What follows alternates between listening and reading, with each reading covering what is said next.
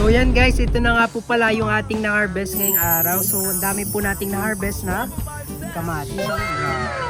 Alright.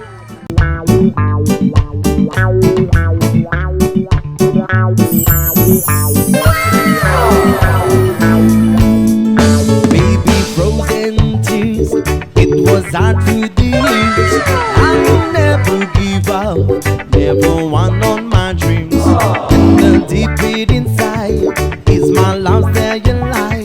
Yeah, God only knows that I can't let you go. When I'm alone, it will be feel better. I give you my heart forever and ever.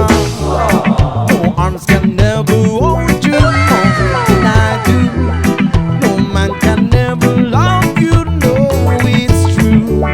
No arms can never hold you more than I do. You came to me from heaven, girl, it's true. And never ever lose your love, well, when I ever lose your heart.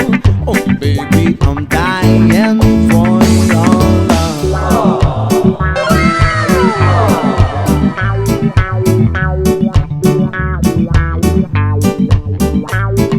Feel the positivity of reggae flavor, reggae vibes.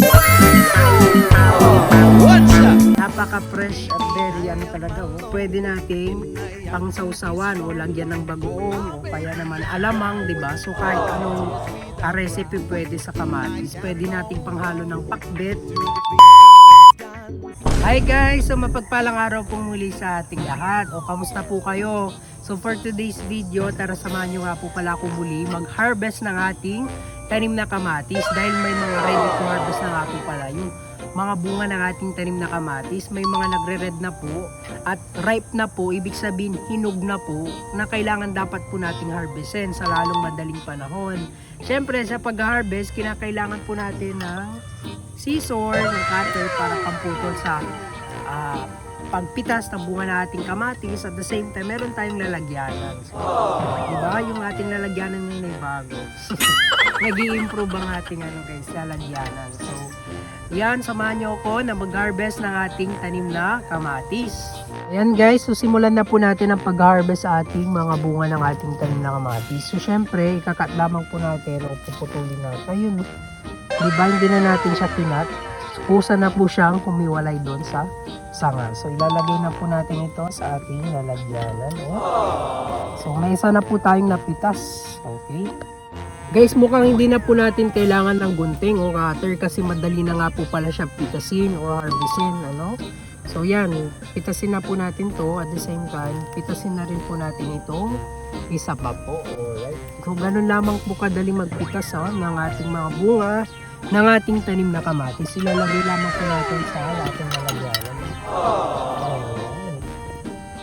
So yan guys, next po nating harvestin ito, syempre. Ayan So ganun lang kadali mag-harvest guys Encourage you all po na magtanim-tanim na rin po tayo sa ating mga kabahayan. Kasi ayan, lalo sa ngayon, panahon po natin ngayon ay dumaraan po tayo sa crisis, di ba? So para makatipid, magtanim-tanim po tayo ng ating sariling mga pagkain. Ayan guys, so ito, next nating harvest parang strawberry na siya guys Sobrang red na nga po pala to guys. Sobrang ripe na nga po ito Lutong-luto na po ito at ready to harvest na po talaga itong ating bunga ng ating mga kamatis. Ganda pagmasdan guys, so parang strawberry, di ba? So yan guys, syempre, harvestin na rin po natin itong isa nating bunga ng ating kamatis. Yan alright. So pati yung sanga napitas ko na rin guys.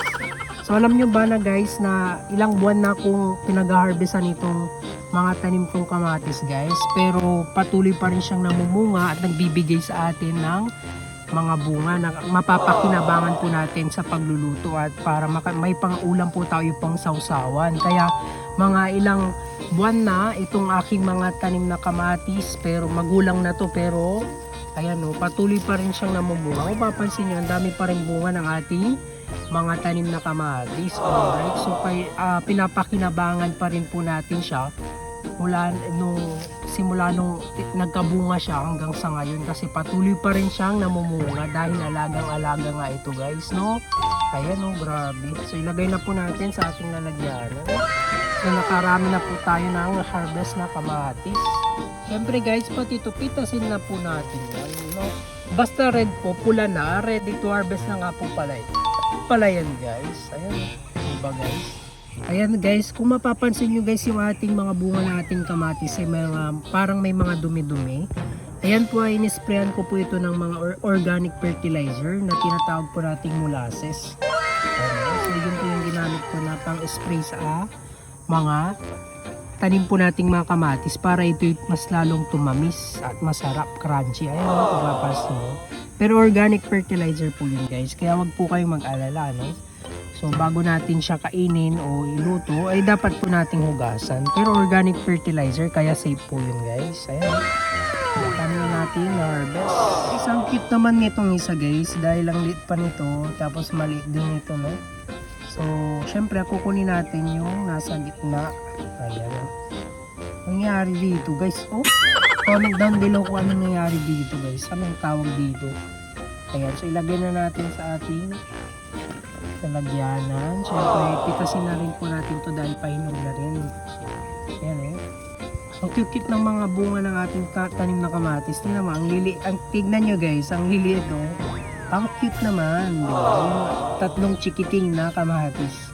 Tapos yung mga dito, meron pang mga bunga yan guys. Diba? So marami po yung bunga guys. So ating tanim na kamatis, patuloy pa na sila namumunga. Ayan, ang dami pa rin bunga kahit magulang na, kahit ilang buwan ko nang napapakinabangan guys.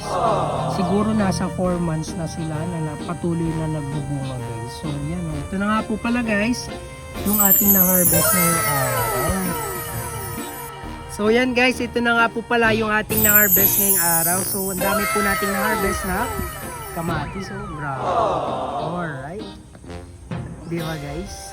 Napaka-fresh at very talaga, oh. Pwede nating pangsawsawan o lagyan ng bagoong o kaya naman alamang, 'di ba? So kahit anong recipe pwede sa kamatis. Pwede nating panghalo ng pakbet or kaya naman tinatawag doon ingkabiche, ganun guys. Or pangsawsawan sa mga isda na pinirito, di ba guys?